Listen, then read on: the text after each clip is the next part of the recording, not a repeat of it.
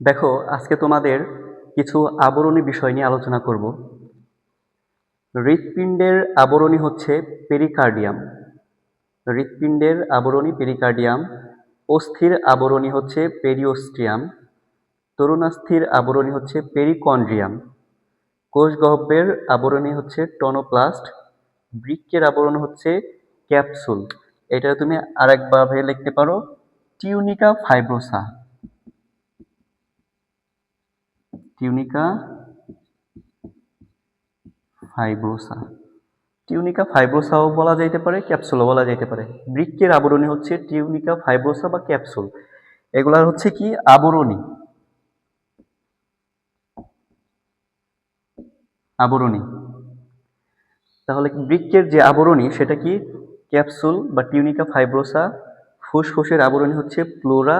মস্তিষ্কের আবরণী হচ্ছে মেনিনজেস। মস্তিষ্কের আবরণীর নাম কি? মেনিনজেস। ভাইরাসের যে আবরণ সেটা হচ্ছে ক্যাপসিড। নিউরনের আবরণী হচ্ছে নিউরোলেমা। একজনের আবরণী হচ্ছে একজোলেমা। পেশিকোষের আবরণ হচ্ছে সার্কোলেমা। এই আবরণী থেকে তোমাদের যে কোনো একটা নৈর্ব্যক্তিক আসবে ইনশাল্লাহ। তোমরা এগুলা মনে রাখবা এবং একবার করে পড়বা।